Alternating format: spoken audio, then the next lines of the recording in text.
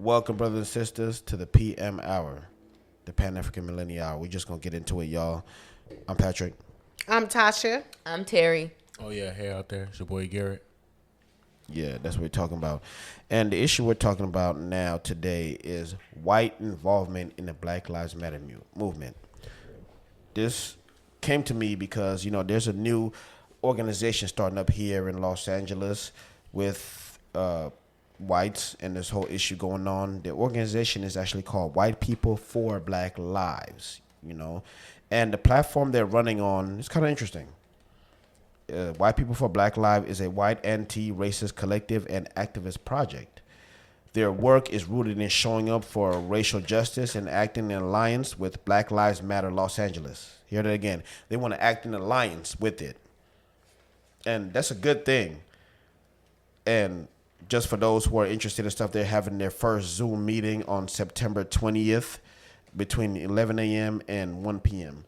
But I'm not advocating for this group. However that turns out, that's okay. That's fine.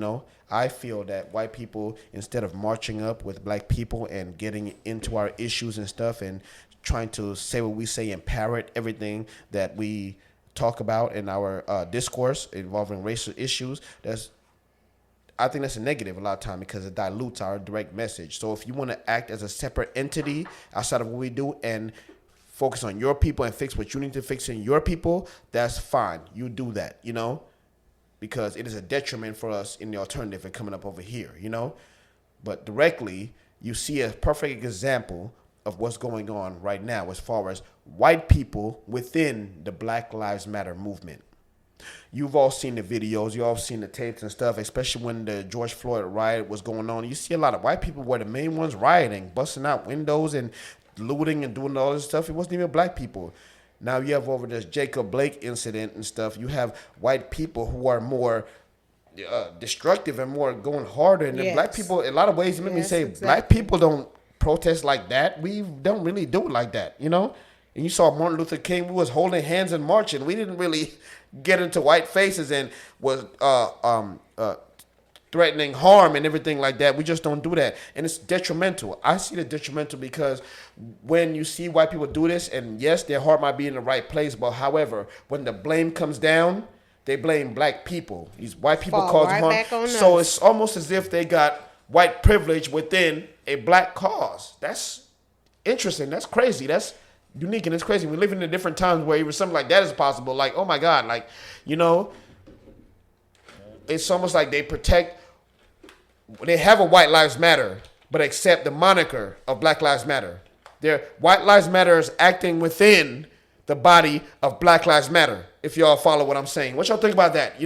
It's kind of weird we're in a position with this, Well, I definitely agree with you, but I think a lot of it too is I always come back to the system. The system protects its own. So it doesn't matter what you do as far as like what organization you participate in. You can actually be a white person protecting black lives and still have the privilege of the system being the system run by white lives. Yeah, that's so crazy. white I don't lives think you've ever matter. seen that in America. Yeah, you can actually see. So that's basically what's going on here, where they could come in, right? Well, for us to lead our movement, we have to be beyond reproach, right? If we have cases here in California, Southern California, where you've had people of color have organized different protests, and because something violent happened at that protest, those people are being charged, and you have people right now are being charged with like 5 felonies because you organized a protest and something happened to go violent at that protest. So you have stuff like that, right? But then you can have, protests where white people for Black lives get involved. They get violent and they're not getting those felony charges. Exactly. Right? Yeah. So that's how you can have in certain situations, you could have where they are still having their privilege even in fighting for Black lives. Like the irony in that. Yeah. the irony. You Yeah, know, it's like yeah. you The have hypocrites of privilege that. and fear. Yes, the definitely. exact The same hypocrites thing in that that we're fighting situation. against, right? I'm benefiting from those privilege as Yeah. I'm fighting for Yeah. you to have access to those same type of privilege, Yeah. which is basic human decency, Right. right? Yeah. You're having basic Yeah. human. It's definitely empathy, strange. It's strange. right? It's strange. And To me, that's ironic. Yeah. Yes. I just feel as though, why fight for Black Lives Matter if you're going to come to where we live at and you see we're fighting for a positive protest and then come over and tear up where we live at? See that we're doing something constructive and positive, but mess up our community. And then on top of that, we turn around and get the blame. That's the part that I'm still messed up on. Because if we go up over and fight for the Black Lives Matter in your community and they turn around and mess up your community, let's see what type of outcome will we get. How would that outcome turn out to be? Okay. So Where would the justice be if we turn up and mess up your community? How would that be? Where would the justice be? Where would the justice be in your community? Yeah. How would it be if we fuck up Beverly Hills? So let me tell you, because you saw Where when we would saw the justice be let for me that ask you, shit? But let me tell you, because this past George Floyd protest, you saw a whole lot of them. They were in the Yeah, Beverly but that Hills. was our shit.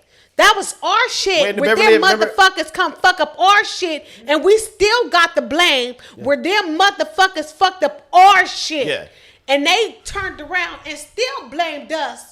Where them motherfuckers Yeah. fucked up our shit, Yeah. and they looking at us where it's like, oh, we messed it up, we tore it up, we did this and we did that, but we got the backlash.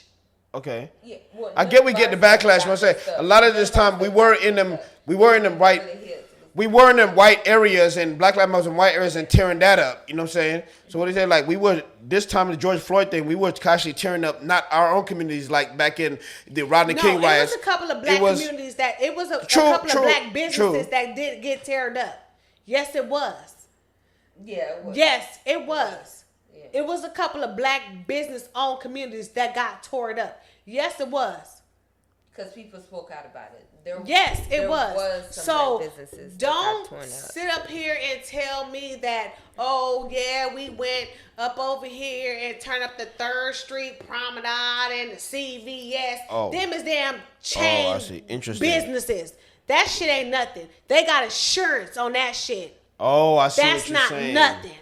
Oh. Them motherfuckers got insurance on You that know, shit. sis, the media was I making give it seem the like fuck about them motherfuckers. The media was making it seem like they did do something different. Went over to them white places, but say, but I we give still a got fuck okay. about them motherfuckers because they got insurance on them motherfuckers.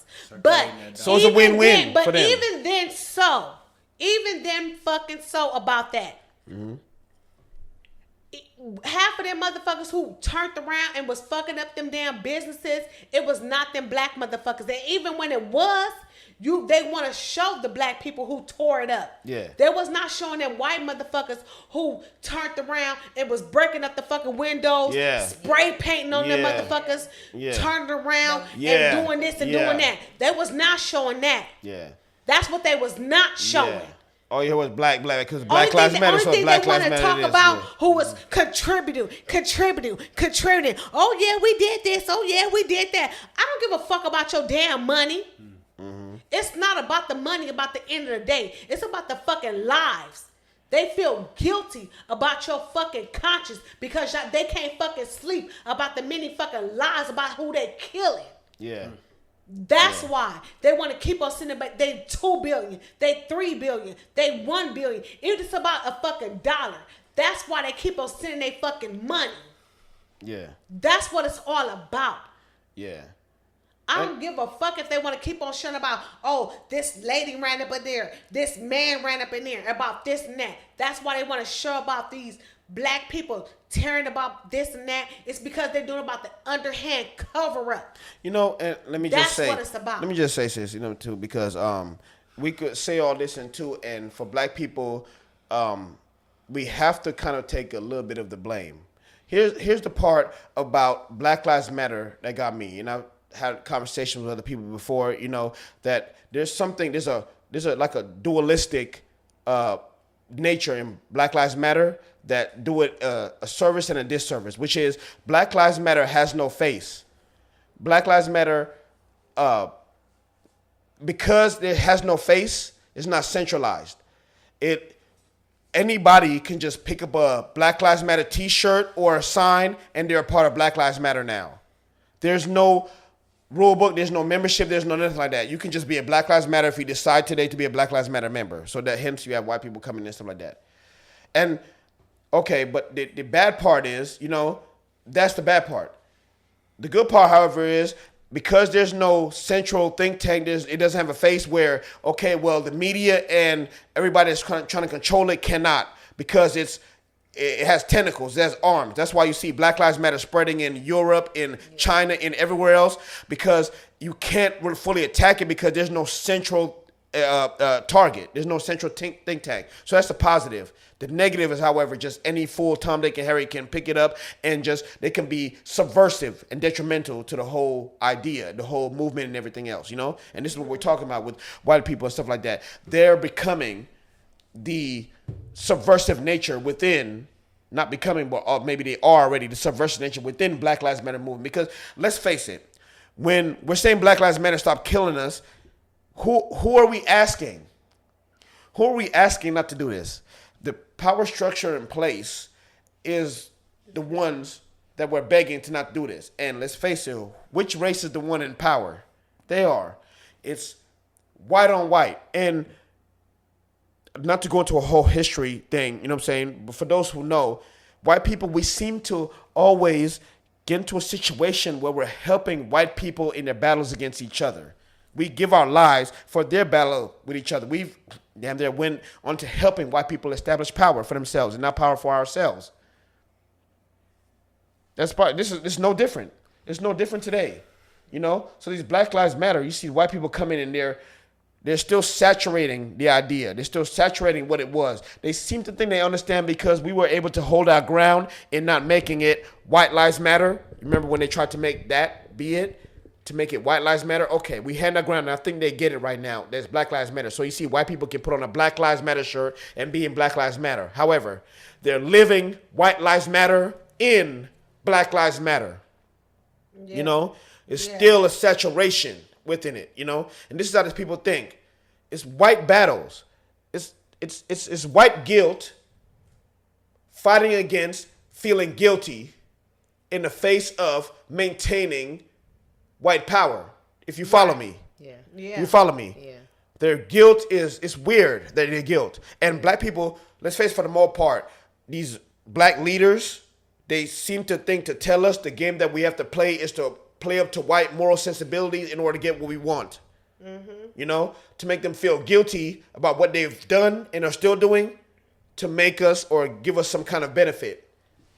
Even though I say that's what they do in the field, but I don't think we will never get there. I'm not like these integrationist thinkers. That's what integrationist thinkers do, and we live under ideals of integrationist thinkers right now, whether you know it or not. I don't feel what they're doing, but that's what we're living under.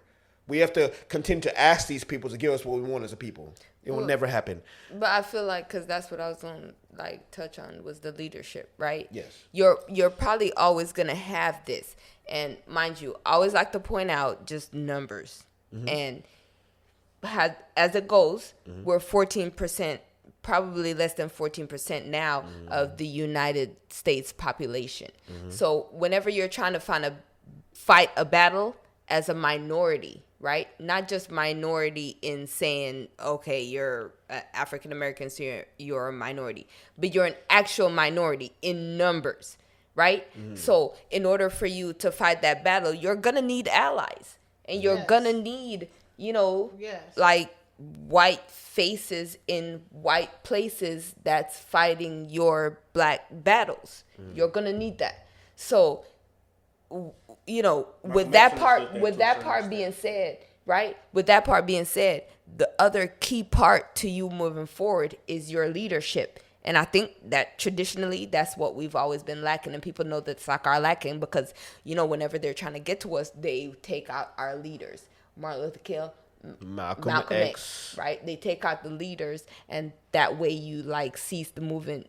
The movement cease to exist. So part of that is like when you have the Black Lives Matters movement. Like earlier, where you said, "Oh, there's no head of it," right? Not like what you have like Louis Farrakhan, right? There's no central think tank. There's no central movement to this. So the fact that like you don't have that is a good thing. Yes, it's also a bad thing. But I think whether it's a good thing or a bad thing, at the end of the day, it still comes down to leadership. Yeah. So you have the white faces in white places doing their job, and they will do their job because this is their thing. They're out for you. Black Lives Matter. It's a thing that they can like champion now. They always need a cause. This is their thing. They do always need a cause.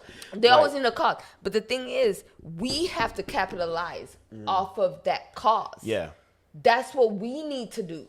And that's where our leadership matters. We have to demand what we want. We have to demand where it goes from here.